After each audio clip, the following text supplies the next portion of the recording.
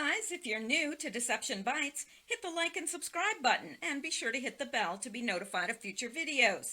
If you wish to support the channel, the links are in the description below. Now, fasten your seatbelt. Here we go. Okay guys, I'm back and it is Thursday, May 23rd, and it's 10:28 p.m. Eastern Time. Now, before I came on, I realized that Q had posted today, and I hadn't realized before that because it's been a long stretch, and I don't check every 2 hours or so. So Q has been posting. So there are Q posts to go over. However, I already had the Q related news ready to go. So I'm going to go ahead and get to that first because there's a lot of really important breaking news. So I do want to get to that first. And then after I get this uploaded, while this is uploading and so forth, I will prepare the Q post for you and I'll be back. Of course, it will be very late, but I will be back with the Q post because I think that is pertinent. Yeah, we'll get that done tonight for you, I promise.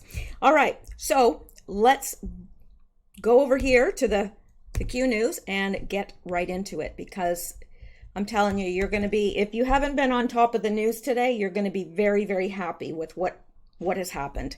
Because, and I'll tell you, remember, Q said that the D-class will bring down the House. Remember? Well, it's happening. We were told it was going to happen this month, and it's happening. President Trump gives Barr authority to declassify spying documents. That's the FISA warrants, everything. That's everything, pretty much everything. And we know after the D-class, the Inspector General's report is going to come out probably next week. So we've got two, there's like a bang and then like a huge boom. So we've got, yeah, this is good news. This is what we've been waiting for. All right. President Donald Trump has authorized his Attorney General, William Barr, to declassify the documents showing how Operation Crossfire Hurricane conspirators in the Obama administration and the deep state agencies spied on his presidential campaign. Trump's move has been enthusiastically received by his supporters Thursday. Yes, I think enthusiastically received is a little bit understated because I saw this. I had gone out for lunch with my sister-in-law and I came back and I saw this and I wasn't surprised, but I was just so elated that it's happening finally. We've been waiting for so long. This is the statement from the press secretary. Today, at the request and recommendation of the Attorney General of the United States, President Donald J. Trump directed the intelligence community to quickly and fully cooperate with the Attorney General's investigation into surveillance activities during the 2016 presidential election. The Attorney General also has been delegated full and complete authority to declassify information pertaining to this investigation in accordance with the long-established standards for handling classified information. Today's action will help ensure that all Americans learn the truth about the events that occurred and the actions that were taken during the last presidential election. And that was, of course, Sarah Sanders. She is the press secretary. She tweeted here, statement on presidential memorandum signed tonight. And that was at 8:21 p.m. So this is late breaking news and it is awesome news. I mean, absolutely awesome. I could not be happier. I'm so excited that I can hardly contain myself. I want to get up and run around the room, but then of course you would be staring at an empty chair, and that's no fun. So let's finish this. The Operation Crossfire Hurricane plot against President Donald Trump is now exposed for the world to see, with special counsel Robert Mueller coming up empty in his quest to pin Trump with Russian collusion or obstruction of justice. We have explosive information about this scheme, including the involvement of former President Barack Obama, Obama intelligence officials John Brennan and James Clapper, failed Democrat presidential candidate Hillary Clinton, disgraced FBI agent Peter Strzok, the Fusion GPS setup agent Natalia Veselinskaya, I always mess up her name, but I think it's Veselinskaya, and even foreign leaders, including Angela Merkel. Yeah, this article will firmly demonstrate the following. 1. Hillary Clinton's campaign used the Christopher Steele dossier before their involvement was covered up. 2. Senior Obama administration officials secretly plotted to involve senators in the Russia conspiracy. James Clapper tried to use the Russia narrative to get the Supreme Court to invalidate Trump's presidency. 4. Natalia V. was a Fusion GPS setup agent who worked out of an Obama official's office in D.C. 5. Peter Strzok ran point on destroying General Flynn and covering up for Hillary Clinton. 6. Barack Obama used foreign powers to keep the scheme going, even after he left the Oval Office to President Trump. Even after he left the Oval Office to President Trump, Hillary used the dossier during her campaign. The Hillary Clinton campaign issued a press release on September 24th, 2016, promoting information from Christopher Steele dossier. The press release has almost completely been scrubbed from the internet, but is preserved in at least one tweet and in an internet archive sponsored by the American Presidency Project. Excuse me, my nose is very itchy and I'm not sure why. Allergies, it's spring. The Clinton campaign, which funded the debunked dossier in an attempt to obtain a FISA warrant to surveil Trump Tower, actively promoted a bombshell report about Trump's aides' chilling ties to Kremlin. The Trump aide with the purported Kremlin ties was Carter Page. The bombshell report was a Yahoo News article by Michael Isikoff, headlined U.S. Intel officials probe ties between Trump advisor and Kremlin. Representative Devin Nunes' intelligence memo makes clear that Isikoff's article, which was promoted by the Clinton campaign, used Christopher Steele as its source and was used to help obtain the FISA warrant. The FISA warrant application falsely states that Steele did not leak information to Yahoo News. We've never seen anything like this in American politics. Hillary for America says in its statement, which called for the information in Isikoff's article chilling. Yeah, she's right about that. We've never seen anything like this in American politics. However, it's not because of the Yahoo article that Isikoff, put out. All right. Clinton advisor Pam Parkomenko tweeted out the statement. ICYMI, Hillary for America, statement on bombshell report about Trump's aides' chilling ties to Kremlin. Well, that is far too small to see, so let's hope they describe it below. Obama officials plotted to get senators involved in the plot in the hours before President Trump took office. Newly released emails show the Obama administration scrambling to create the Russia scandal within 24 hours of President Donald Trump taking the oath of office in January 2017. The desperation of the Obama administration is evident in the emails in which the Obama team tries to invoke Democratic senators Warner and Cardin, and Republican Senator Corker in the plot. Close observers know that the Operation Crossfire Hurricane strategy surfaced during the 2016 presidential election and continued well into Trump's presidency, with General Michael Flynn getting snared in a Peter Strzok, Sally Yates ambush play in the early days of the Trump White House. Now, Team Obama's documented efforts to cook up the Russia story before Trump's inauguration emboldens a narrative already proved by text messages presented below, involving Obama officials. James Clapper, the Obama people actually thought they could stop Trump from getting sworn in.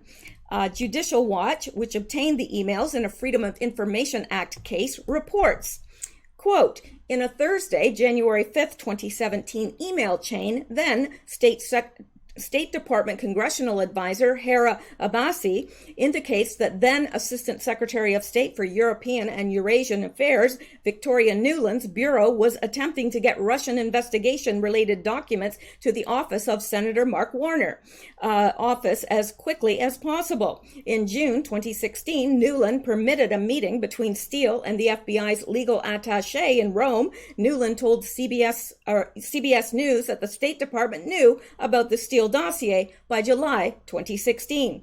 In the email with the subject line "For immediate review, call sheet for S-call with Senator Warren," Abbasi writes, "I told Cardin's folks that the process is long. Can we ensure that there are no holdups on our end?" Minutes later, Abbasi confirms that Nuland was fully aware of the information that the State Department was providing to members of Congress alleging Russia interference information. This is definitely on your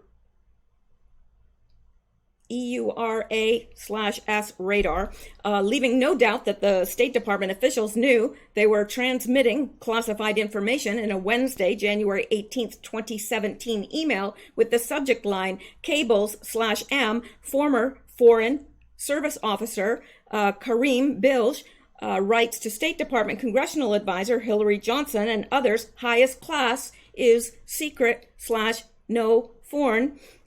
Johnson replies, "FYI, so we can keep the secret /no foreign leader or no foreign header and should declassify it 25 years from tomorrow." I forwarded the fully cleared version to two of you on the high side. Editor's note: high side is State Department term for high security classified system, but let me know if there's anything else you need from me on this. Note, we'll need to make sure there is someone in Senate security tomorrow who can accept these. On Wednesday, January 18th, 2017, Johnson confirms that classified documents were sent to Senator Corker in addition to Senator Cardin, flagging that I sent you a high side request for clearance of the draft transmittal letter to send documents to Senators Corker and Cardin. Additionally involved in providing classified information to members of the Senate was Naz Derekoglu, senior advisor to the Assistant Secretary for European and Eurasian Affairs. In an email dated Thursday, January 19th, with the subject line "Signed, Sealed, Delivered," Derekoglu that's a hard word to say, apparently confirms that Obama State Department officials were eager to provide the classified materials before Trump was sworn into office. "We made the deadline," Derekoglu states, emphasis added. "Thank you, everyone, for what was truly a department-wide effort." President Trump was inaugurated less than 24 hours later. In a Wednesday, January 18th, 2017 email, Naz Derekoglu signed off on the document transmittal letter on behalf of her bureau. The letter accompanied the document to Senator Corker and Cardin. In a Thursday, January 19th, 2017 email, Derekoglu appears to confirm that she is who carried the documents from the State Department to Capitol Hill. She states, "I will be carrying over the cables to the Hill." And that is where the Judicial Watch passage ends. Multiple elements of Obama machine were working overtime on their Russia cooking in the immediate lead up to President Donald Trump's historic inauguration. Obama, who also gave a stand-down order on stopping alleged Russian hacking, was personally implicated in the plot, according to Peter Strzok and Lisa Page's text. Obama's Director of National Intelligence, James Clapper, confirms the obvious. If it weren't for President Obama, we might not have done the intelligence community assessment that we did that set up the whole sequence of events which are still unfolding today, notably Special Counsel Mueller's investigation.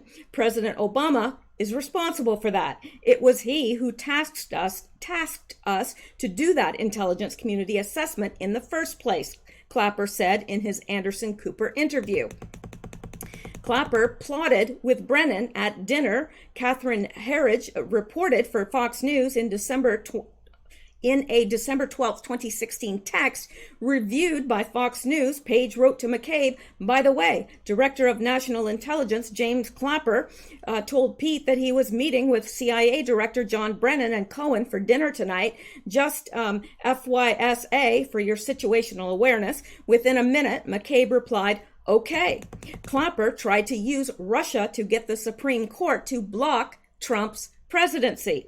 Obama administration Director of National Intelligence James Clapper held a meeting in his last days in office to discuss the idea of going to a Supreme Court justice to block President Donald Trump's inauguration, according to a high-level member of the intelligence community who spoke with Big League Politics source.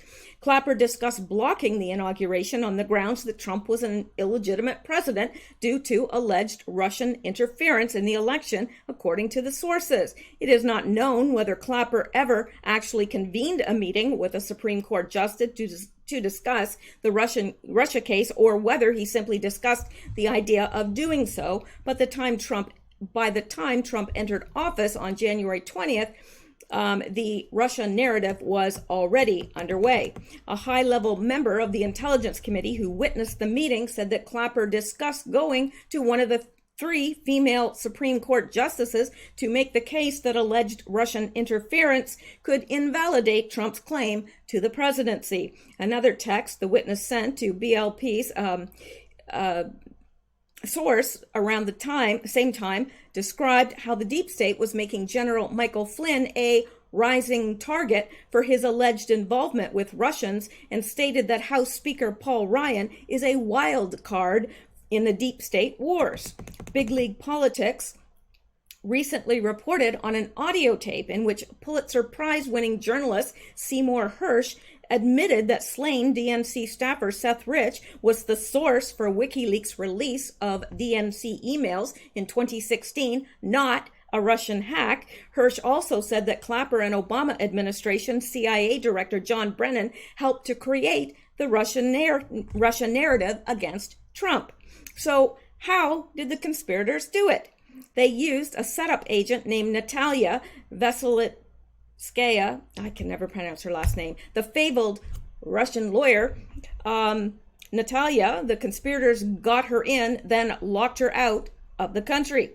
The U.S. Attorney's Office for Southern District of New York, then led by anti-President Trump activist Preet Bharara, played a key role in getting Natalia V. into the country in 2015-2016 on special Obama administration passes. Now fired U.S. Attorney Bharara's former office has charged Natalia V. with obstruction of justice in an unrelated case. They did this to force Natalia to remain in Russia and not come back to the United States to testify, according to high-level FBI sources. Why? Because Natalia V. has made it clear that she knows Glenn Simpson, the Fusion GPS head she had dinner with the night before and the night after her Trump Tower setup meeting, and she has said that her Trump Tower meeting with Don Jr. had nothing to do with Hillary Clinton. Wow. Robert Mueller, Bharara, and the anti-Trump conspirators want to focus on Michael Cohen as a witness and block out any witnesses that would unravel their entire invented narrative, like Natalia V., the spy who was used to set up the phony meeting that led to the fraudulent FISA warrants on the Trump team. The Department of Homeland Security confirmed that Natalia V. gained parole into the United States during the Obama administration due to a DHS decision made in concurrence with the U.S. Attorney. Sorry about the tail. Tail just went by. I'm going to have to do, I was going to say tail alert, but never mind. She gained parole into the United States during the Obama administration due to a DHS decision made in concurrence with the U.S. Attorney's Office of the Southern District of New York, then headed by Preet Bharara. But the very people who wanted to get Natalia V. in now very much want to keep her out. Yeah, they just don't want to hear what she's going to say if she testified. Because, well, you know, but all this is going to be declassified. It's all going to be known. All of it's going to be known. And it's not going to sit very well for some people. Clapper, Brennan, Comey and others. All right, let's go back now. I read that in full because it's very important. It's important to understand what has happened and what's about to be revealed in the declassification, some of which we know, some of which we don't. So it'll be very interesting. Now, this is the White House memo on declassification, and it was issued today at 8:15 p.m. So this is really new news, because old news really isn't news, is it? All right. Office of the Press Secretary for immediate release, May 23rd, 2019. Memorandum for the Secretary of State, the Secretary of the Treasury, the Secretary of Defense, the Attorney General, the Secretary of Energy, the Secretary of Homeland Security, the Director of National Intelligence, the Director of the Central Intelligence Agency. Subject: agency cooperation with Attorney General's review of intelligence activities relating to the 2016 presidential campaigns. By the authority vested in me as President by the Constitution and the laws of the United States of America, I hereby direct the following. And unfortunately, I don't have the rest. I didn't realize I didn't have the rest until just now. But I think we get the general gist. It's all coming out. It's all coming out. This is fantastic news. It's late breaking, really. And it is totally in line with what Q has told us. Totally in line. Because he said first the Comey stuff, then the declass, and then the Inspector General's report. And we've heard from other people saying that they expect, other people in government, other people in the know, they expect that to be released next week, which would be the last week in May, which we knew all this was going to happen in May. So that's just another proof of Q there. But here we have Mark Meadows responding. Outstanding. President Trump authorizing the Attorney General to declassify documents related to surveillance during the 2016 election. Americans are going to learn the truth about what occurred at their Justice Department. Yes, yes they are.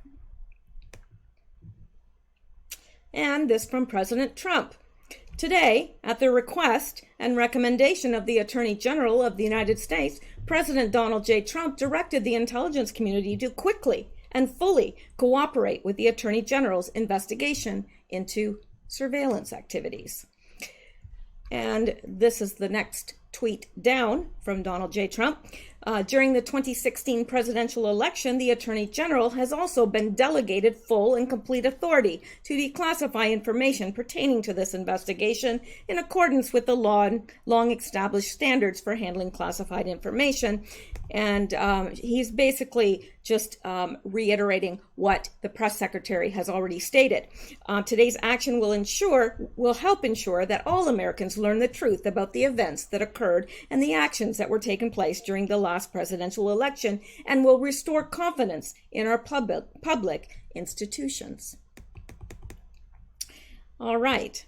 Now, I also want to get into this. Yeah, I'm sorry, but I have to play this. Okay, and this is your favorite and mine. No, not really. Nancy Pelosi. And Donald J. Trump says, Pelosi stammers through news conference. Well, yeah, that's absolutely true. Took a little longer on the floor. Custody of the border. Everyone started sending signals. The U.S., Mexico, Canada. If that's not the accurate, some people call it after NAFTA. Some call it NAFTA 2.0, working together to make past that. Not we're the three things. There are three things. We're very busy people. Yeah, last time I checked, this is 3, not this. It was worse yesterday. We played another clip. She could not put a subject with a predicate in the same sentence. What's going on? You know, I mean, obviously, I'm 76 years old. She's a couple years older than I am, and we all age a little differently. My sense is she has a very big job. I think she's getting worn down. She always was very neat, very proper, I think she's very inarticulate, which she's never been in the past. And I think to a certain extent, she needs to kind of step in the background and not be out front as much. And she shouldn't be the point person leading the Democrats. Is she speaker in name only now, being actually controlled and whipped by her own sort of radical branch of the Democratic Party? Well, it's a split party, and certainly the young, dynamic Democrats who want to impeach this president don't go along with her. She's sort of the old guard, and I think this is the whole Democratic Party. They got Biden and everybody else that are way over the hill running for president. She certainly would be perceived as over the hill at this point in time, as probably I would be too. But at the end of the day here, my sense is she should not be out there doing the kinds of things she's doing. She will diminish herself and diminish her membership. So, yeah. I don't know what's going on with her.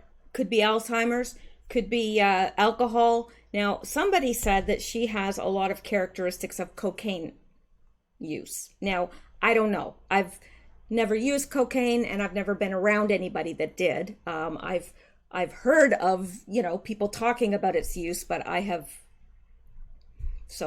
don't know. I wouldn't recognize the signs of cocaine use if they tap danced across my nose and tapped on my glasses. But anyway, so let's go back.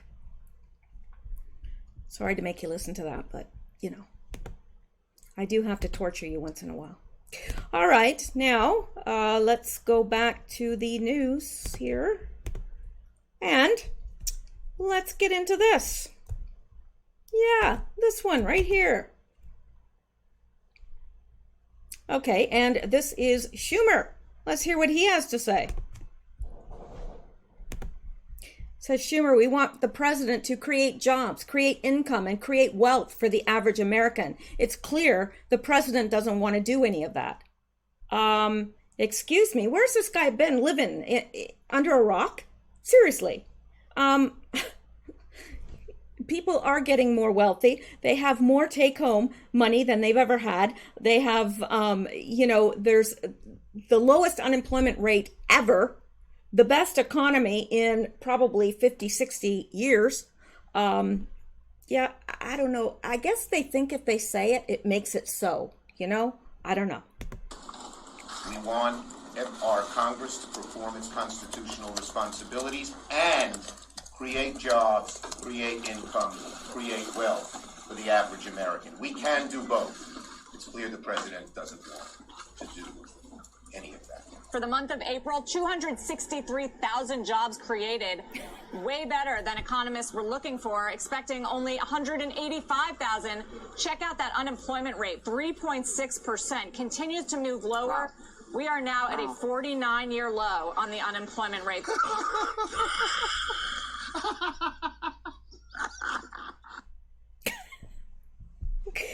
Seriously, you really have to wonder, because it's laughable. It's laughable because you know what?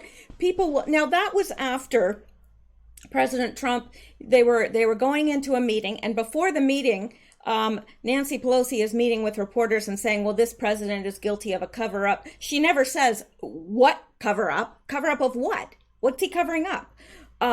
But she says that, and then she goes into this meeting, and at that point, Trump's had it, and he says, you know what? We're not having this meeting. We're not having this meeting until you decide that all these phony investigations are over. And then, Pelosi comes out, and we played that, I think not this video, I think it was in the last video or the video before that, we played Pelosi's response. Now that was Schumer's response. What are these people smoking? Really? But the sad thing is that people will listen to that and go, yeah, he's not doing any of that. No. It's hard. Honestly, it's hard for me to understand. It really, really honestly is. All right, now let's go back here and let's look at this. Remember when this girl, Hollywood Madame Heidi Fleiss, had this guy's name in her red book as one of her high-paying customers? Never forget, America. Oh, yes, she did. She had Chuck Schumer's name in her little black book as one of her high-paying customers. Heidi Fleiss, Madame. So he was making use of her prostitutes, and apparently he paid them well, so that's good.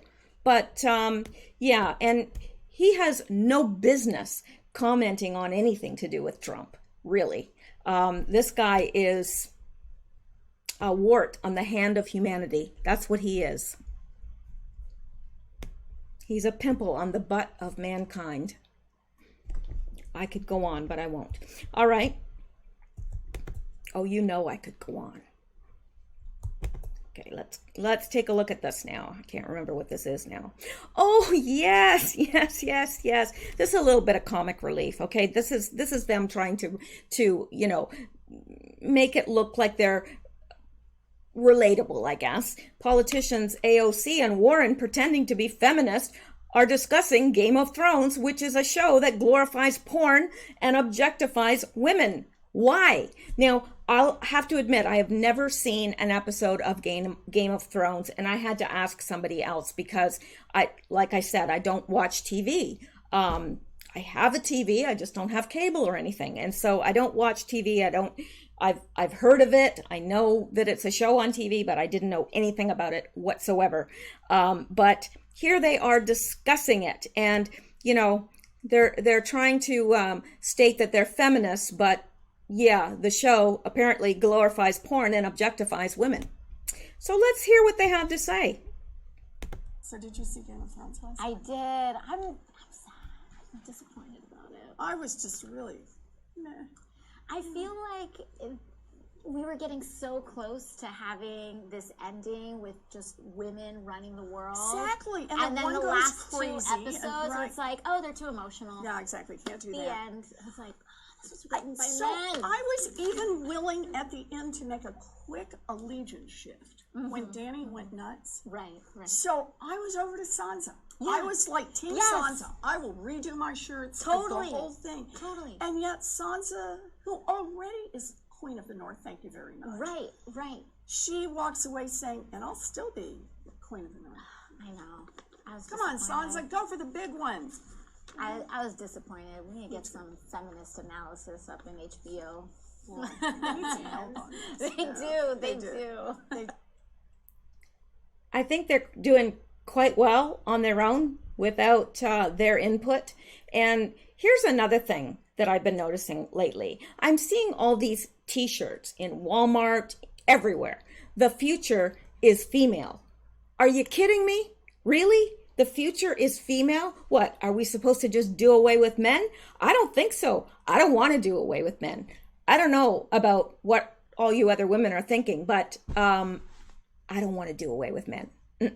And I just don't get it. You know, she's like, oh, I thought it was going to be a world where women, you know, are running it. And what is wrong with these people? Really? I mean, I don't want a world where just men are running everything either. But come on. I don't get it. Like, there's just more and more women out there that are like, okay, well, I want to have a baby, so I'm going to go to a sperm bank. I don't get it. I really don't get it. I'd like to say I don't know where this is coming from, but I do know where it's coming from, straight from the pit of hell. You know, they're emasculating men. There is a war on men in this country. There really is. I don't know. Y'all can go live without men. Fine. I'm not. I won't be joining you. I'm all for equal rights for women and so forth. I do believe that women can run companies and everything else if they so desire. However, do I want a feminist world where men are emasculated and emasculated?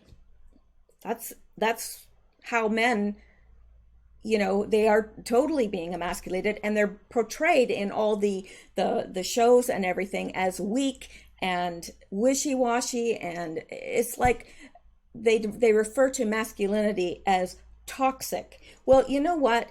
This country would not exist if it weren't for this toxic masculinity. Really, it wouldn't. We needed strong men to come over and build something out of nothing. And we needed strong women as well. But women couldn't have done it by themselves. Men couldn't have done it by themselves. We need each other. That's the way it's designed. All right, I'm preaching to the choir. Let me go on. This from Bill O'Reilly. As you may know, I am a simple man, so I have an easy question for Nancy Pelosi, who has accused President Trump of a cover-up. Cover-up of what? Incredibly, you didn't say, and no press person asked you, as far as I know, what is the cover-up? Yeah, I'd like to know that too. He didn't commit a crime. There was no collusion and no obstruction. So what's he covering up exactly? Don't know. And Nancy doesn't tell us because there is nothing. She just thinks if she says it, that people will believe her. Well, she's lost her credibility a long time ago. Okay, and this, more good news. More good news is coming right now. This from Cajun Chick. Breaking now. A judge in Cook County, Illinois, ordered Empire star Jussie Smollett's criminal files to be unsealed, clearing the path towards the release of all materials related to the case. Yeah. Yeah. You gotta like that. I just pray that justice will be done in that case.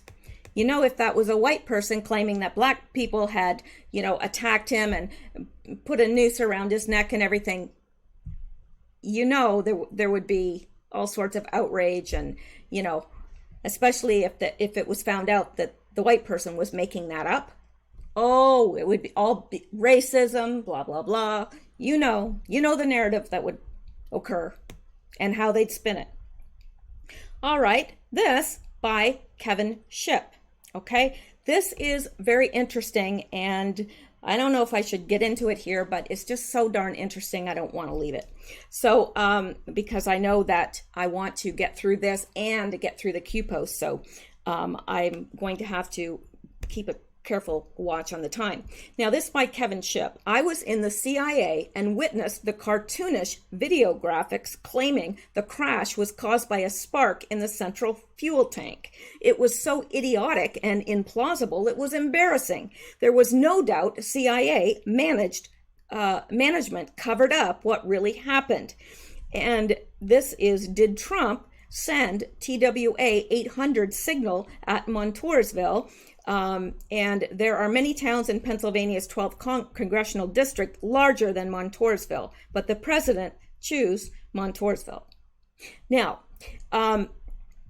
if you don't remember, TWA 800 was the plane that crashed, killing all 256, I believe, were on it. They all died, but there were numerous witnesses that saw something go and strike the plane, and it blew up. Well, that was covered up. And we're going to look at this, and you tell me. I don't know, but it's very plausible. So we're going to go out and take a look at that right now. All right. Did Trump send TWA signal at Montoursville? Okay, on Monday, President Donald Trump held a rally in Montoursville, Pennsylvania. Not many people have heard of Montoursville, a pleasant little town of fewer than 5,000 people. Which, now I didn't realize this, but he's right. That is odd for him to choose such a little town when there was larger metropolitan areas fairly close. Why would he choose a little town of less than 5,000 people? So not many people have heard of Montoursville, a pleasant little town of fewer than 5,000 people, but those who have include the CIA analysts, FBI honchos, and Clinton White House operatives who orchestrated the cover-up of the TWA 800 crash. On July 17, 1996, the ill-fated 747 was shot down off the coast of Long Island, almost surely by accident, killing all 230 people on board. Among the dead were 16 French club students from from Montoursville High School and 5 of their chaperones. I have been to Montoursville and spoken with people who lost their children. They are still waiting for answers. Many people are waiting for answers, including the hundreds of TWA veterans with whom I have spoken, most recently at a heavily attended LAX event led by retired TWA Captain Al Francis. The TWA vets lost 53 of their colleagues on board that plane. If there is one among them who buys the government line that a rogue spark blew up the center fuel tank, I have not met him or her. A question I have heard often, I suspect Captain Francis has too, is whether President Trump can or will reopen the investigation, there being no riper example of deep state treachery than the TWA 800 investigation. I am not optimistic, but Monday's rally gave me a glimmer of hope. In the special congressional election held the following day, Republican Fred Keller did not need the president's help. He won by a greater than 2-to-1 margin. Presuming that the election inspired the trip, the obvious site of the rally should have been the nearby and much larger Williamsport, the county seat and celebrated home of the Little League World Series.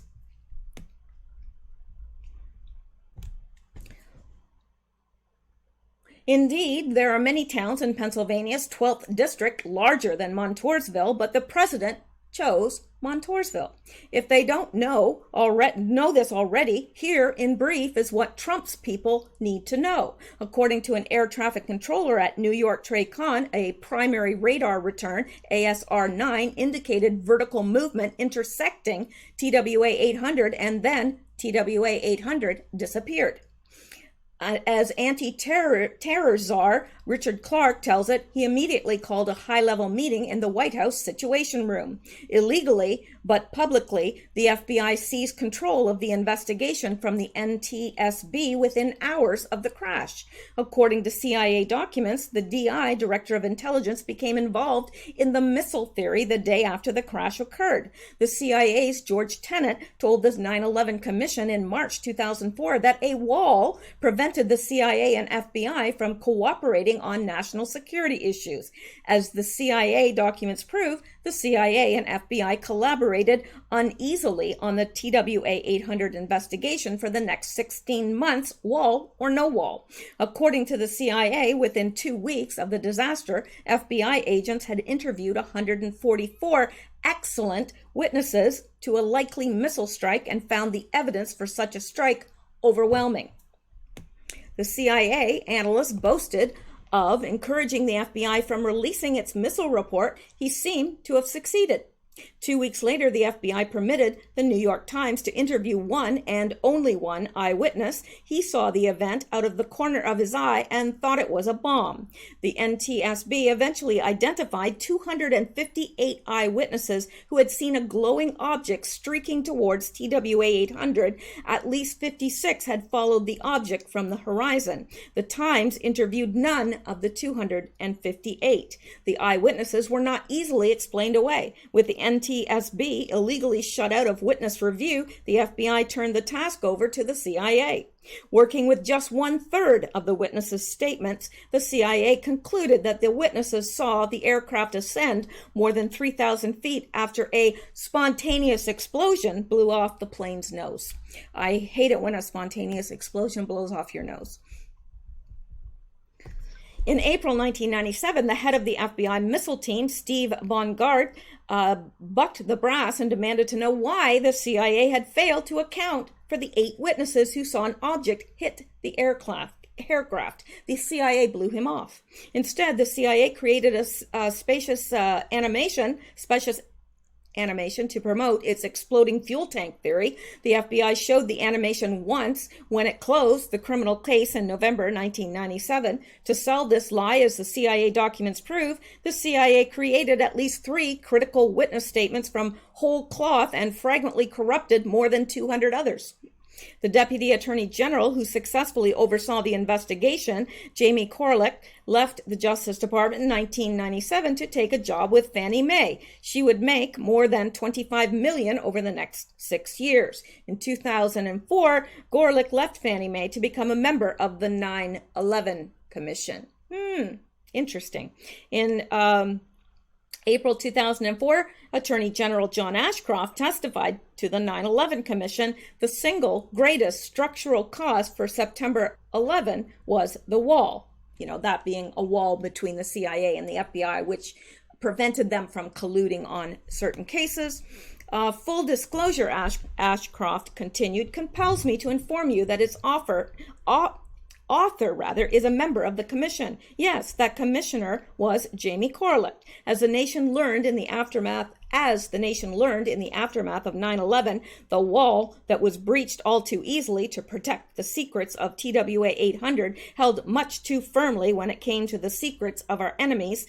Those responsible for the cover-up had to sleep just a wee bit easily Monday night. They know what Montoursville means. Here's hoping the president does too.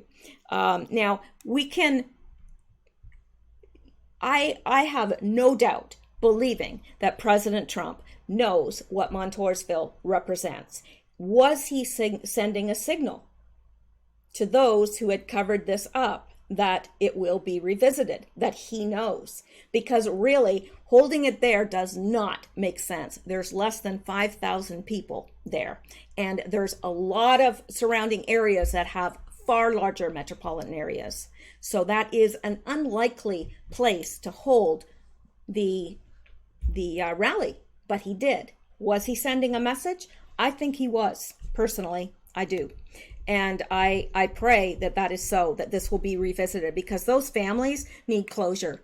They really need closure, and they got the runaround. I mean, I believed way back then, and I certainly wasn't as into all this as I am now, but I believed then that it was a missile that hit it, because it seemed pretty obvious. I mean, they even had YouTube videos, which quickly disappeared, by the way, of something streaking through the sky. So, yeah. All right, let's go back now and see what else. I'm going to skip that for now. Now, this is interesting. This is from Viking Scott, and he is a listener. Follow him on Twitter, good person to follow. Interesting law, he said. In '96, a law was passed allowing our government to collect any expenses associated with immigrants from the person or charity that sponsored their entrance into the United States. Trump announced they will be collecting expenses. Charities are guilty. Now, he did spell immigrants wrong, but we'll forgive him for that, because he gave us some good information here.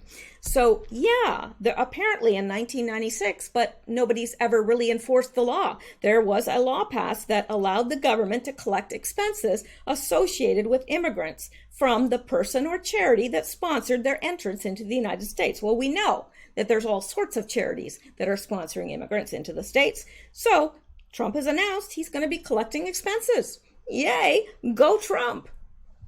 And that's why he'll be reelected in 2020, don't you think? Little reasons like that. Well, not so little. All right, let's come down here. And let me see. Time is a-ticking, and I don't have long, but let me see here. I'm just seeing what is the most important to get to. This is interesting. New, Twitter has permanently banned prominent anti-Trump brothers Brian and Ed Krasenstein. Allegedly, that two of the biggest stars of resistance Twitter has broken the site's rules about operating fake accounts and purchasing fake interactions. Now, I don't know, if you are not on Twitter, you probably don't know who I'm talking about, but Brian and Ed Krasenstein, it used to be that no matter what Trump would post, their posts would be at the top, and they would be bashing Trump, giving all sorts of false information and everything else. But now they have been banned from Twitter for breaking its rules because they were operating fake accounts and purchasing fake interactions. Now, I'm not sure what that means by purchasing fake interactions. I'm not exactly sure what they're saying there, but this goes to show that this resistance against Trump, they were making false accounts. And, it says Twitter bans resistance famous Krasenstein brothers for allegedly operating fake accounts. So how many accounts did they have? We know they were paid. They were paid shills, and they, that's been outed. They were paid shills. Now, who's paying them? I don't know. I would assume that it's probably someone like Soros. But they were also making false accounts. So how many other people were making false accounts, making it seem like there was more people against Trump than there really were? Because Trump would tweet and people would just jump on it right away, and all these negative. And I remember thinking, like, it would make me nauseous, literally, to read some of them, because I'd think, do people really hate him that much? But no, because now you go to his tweets, and yes, there are some against him, but there's way more that are for him. Like, yeah, go Trump. So I think that's very interesting. Shows us kind of what's been happening here. And let me see. This is interesting as well.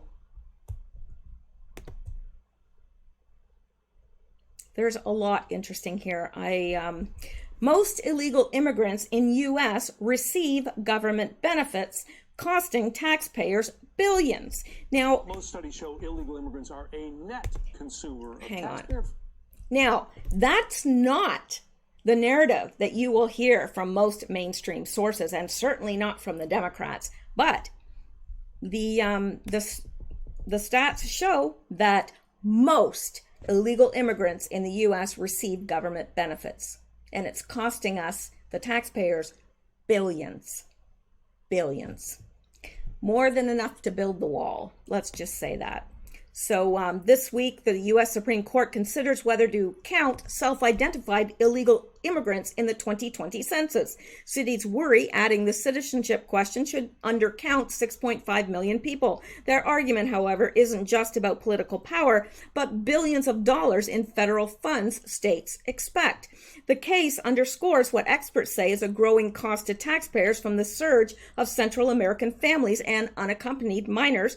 And by the way, now they are blood testing the minors that come with adults, and I think they said over half of them, of the children, were not blood related to the people that had them.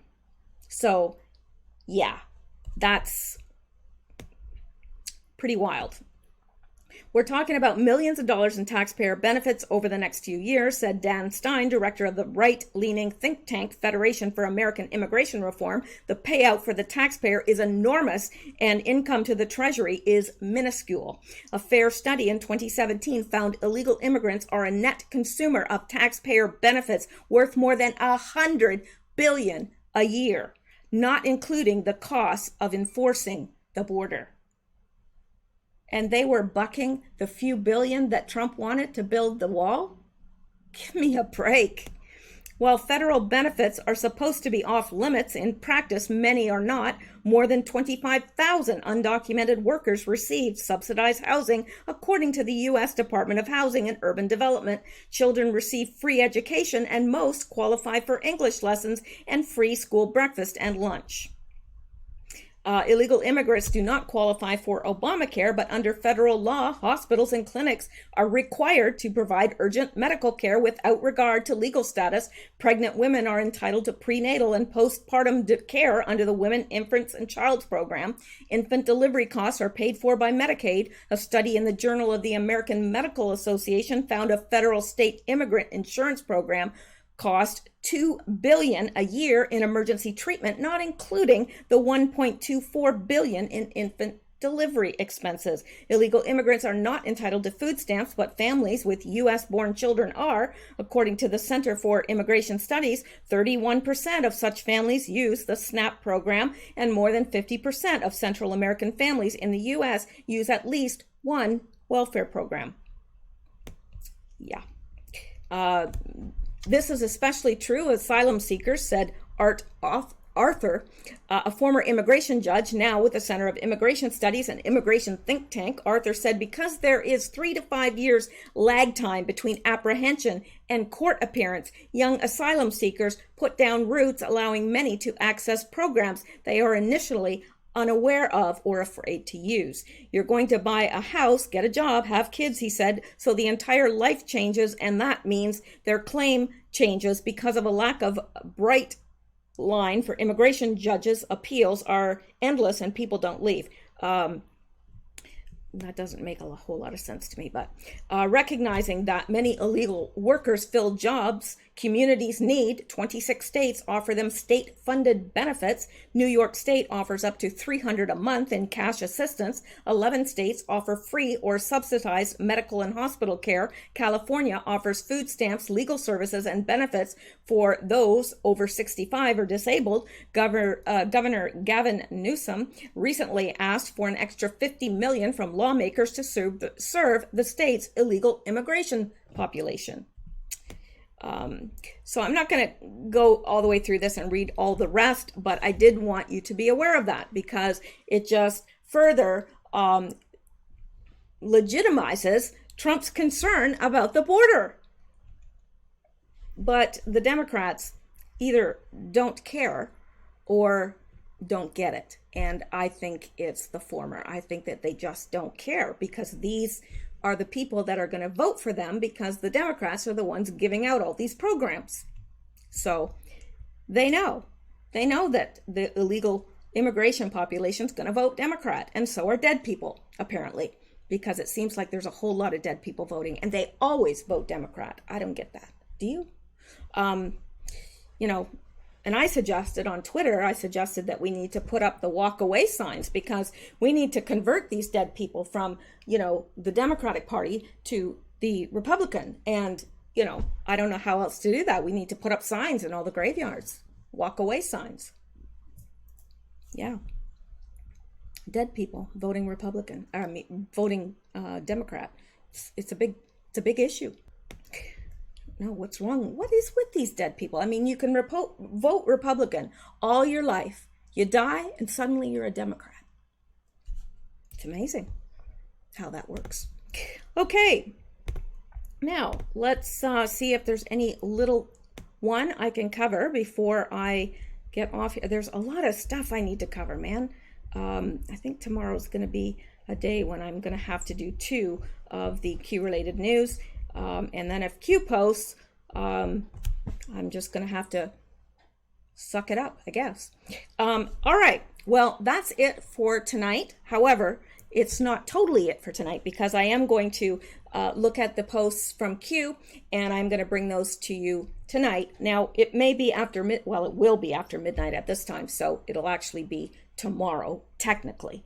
But I know a lot of you people are nighthawks. I know you are because I can post a video late and, I get comments on it right away. Now, last night, my video didn't go on until, I guess it was 2 o'clock in the morning. And that, I don't know what happened there because I had posted it far earlier than that, far earlier. Now, I did get a late start on it, but still, I don't know why it took that long to show up on YouTube. Very odd indeed. So anyway, I will be back. I guess that's a warning. And I hope you will be too, because you know what? Kind of like hanging out with you guys. Yeah. There's a lot worse I could be doing. So there you go. You guys have a great night. Stay safe, stay well, stay blessed, and keep seeking truth because deception bites.